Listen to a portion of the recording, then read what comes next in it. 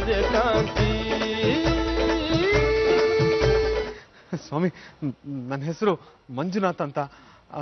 ನಾನು ನನ್ನ ಹೆಂಡತಿ ಆತ್ಮಕ್ಕೆ ಶಾಂತಿ ಸಿಗಲಿ ಅಂತ ಇಲ್ಲಿ ಪೂಜೆ ಮಾಡಿಸಿದ್ದೆ. ಕಾಂತಿ ಕಾಂತಿ ಅಂತ ನನ್ನ ಹೆಂಡತಿ ಹೆಸರು. ನೆನಪಾಯ್ತಾ ನಿಮ್ಗೆ?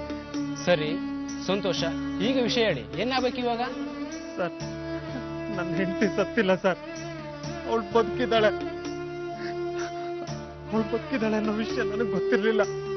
ಅವಳ ಹೆಸರಲ್ಲಿ ಶಾಂತಿ ಮಾಡಿಸ್ಬಿಟ್ಟೆ ಇಲ್ಲಿ. ಅದೇನೇ ಇದ್ರು ಪುರೋಹಿತರ ಹತ್ರ ಮಾತಾಡಿ ಸರ್. ಪುರೋಹಿತರ ಎಲ್ಲಿ ಸಿಗ್ತಾರವರು? ಹಿಂದೆ ಮೆಟ್ಲು ಹತ್ಕೊಂಡು ಹೋಗಿ ಅಲ್ಲೇ ಇರ್ತಾರೆ ನೋಡಿ. ಹಿಂದೆನಾ? ಹೌದು, ಹಿಂದೆ ಹೋಗಿ. ಬಾ ಮೋನಿಕಾ, ಆಫೀಸಲ್ಲಿ ತುಂಬಾನೇ ಕೆಲಸ ಇದೆ. ಸದ್ಯ ಇವಳ ಸಮಸ್ಯೆ ಬಗೆಹರಿತ. ಸೆಕ್ಯೂರಿಟಿ, ನಾನ್ ಹೇಳೋವರೆಗೂ ಈ ರೂಮ್ ಬಾಗಿಲು ಬೀಗ ತೆಗಿಬಾರ್ದು. ಅಲ್ಲಿವರೆಗೂ ಈ ಪೀಡೆ ಇಲ್ಲೇ ಬಿದ್ದಲ್ಲಿ.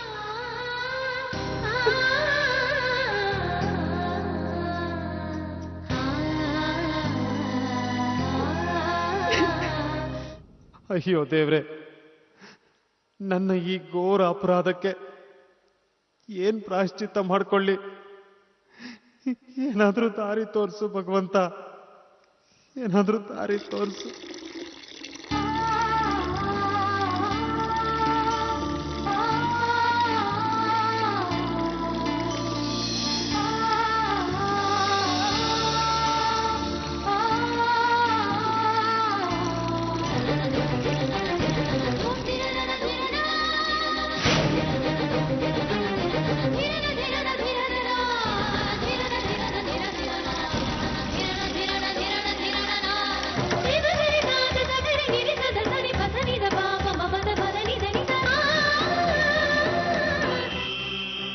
ಕಾಂತಿ,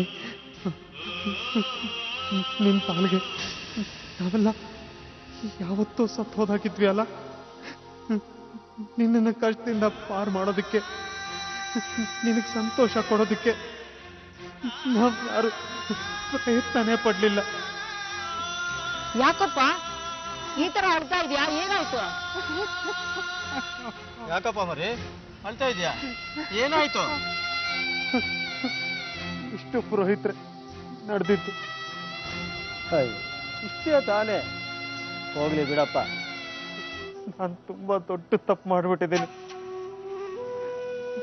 ಬದುಕಿರೋ ನನ್ನ ಹೆಂಡತಿ ಋಣ ತೀರೋಯ್ತು ಅಂತ ಸೂತಕದ ಸ್ನಾನ ಮಾಡಿದ್ದೀನಿ. ಜೊತೆಗೆ ಅವಳು ಬದುಕಿರುವಾಗ್ಲೇ ನನ್ನ ಕೈಯಾರೆ ಅವಳಿಗೆ ತರ್ಪಣ ಬೇರೆ ಬಿಟ್ಬಿಟ್ಟಿದ್ದೀನಿ. ಪುರೋಹಿತ್ರೆ, ಇದನ್ನ ಪರಿಹಾರ ಮಾಡ್ಕೊಳ್ಳೋದಕ್ಕೆ ಏನಾದ್ರೂ ಶಾಸ್ತ್ರಗಳಿದ್ಯಾ? ಧರ್ಮಶಾಸ್ತ್ರ ಪ್ರಕಾರ ಪ್ರಾಯಶ್ಚಿತ್ತ ಕರ್ಮ ಅಂತ ಒಂದು ಸಂಸ್ಕಾರ ಮಾಡಿಸ್ಬೋದು. ಪುರೋಹಿತ್ರೆ, ದಯವಿಟ್ಟು ಅದನ್ನು ಮಾಡಿಸ್ಕೊಡಿ ಪುರೋಹಿತ್ರೆ. ನಾನು ಮಾಡಿರೋ ಪಾಪಗಳನ್ನೆಲ್ಲ ಕಳ್ಕೋಬೇಕು ಅಂತಿದ್ದೀನಿ. ಒಂದು ಕೆಲಸ ಮಾಡಪ್ಪ, 2 ದಿನ ಬಿಟ್ಟು ಬಾ, ನಿಧಾನಕ್ಕೆ ಮಾತಾಡೋಣ. ನಾನು ಇಲ್ಲೇ ಕೌಂಟರ್ ಪಕ್ಕದಲ್ಲಿ ಕೂತಿರ್ತೀನಿ. ಈಗ ನಾನು ಪೂಜೆ ಇದೆ, ನಾನು ಬರ್ತೀನಪ್ಪ. ಅಜ್ಜಿ, ನಾನು ಬರ್ತೀನಿ.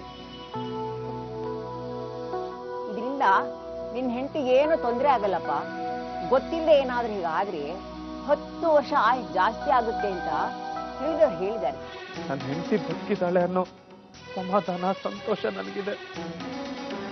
ಆದ್ರೆ ಅವಳು ಬದುಕಿದ್ರು, ನನ್ನ ಕಣ್ಣೆದುರಿಗಿದ್ರು, ಅವಳು ನನ್ನ ಕೈಗೆ ಸಿಗ್ತಾ ಇಲ್ಲ. ತಪ್ಪು ಹೋಗ್ತಾ ಇದ್ದಾಳೆ. ಇನ್ನು ಯಾವತ್ತು ಸಿಗ್ತಾಳೋ ಏನೋ. ಮಗು, ನೀನೊಂದು ಕೆಲಸ ಮಾಡು. ಇಲ್ಲೇ ದೂರದಲ್ಲಿ ಒಂದು ಬೆಟ್ಟ ಇದೆ, ನೀನು ಅಲ್ಲಿ ಹೋಗು. ಅಲ್ಲೊಂದು ಗುಹೆ ಇದೆ, ಅದು ಕೆಪ್ಪ ಗುಹೆ ಅಂತ.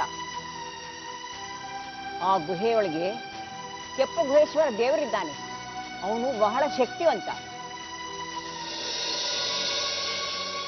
ನೀನು ಅಲ್ಲಿ ಹೋಗಿ ಜೋರಾಗಿ ಪ್ರಾರ್ಥನೆ ಮಾಡ್ಕೊ. ನೀನು ಅಂದ್ಕೊಂಡಿದ್ದು ನೆರವೇರುತ್ತೆ. ಸಮಾಧಾನ ಮಾಡ್ಕೊಪ್ಪ.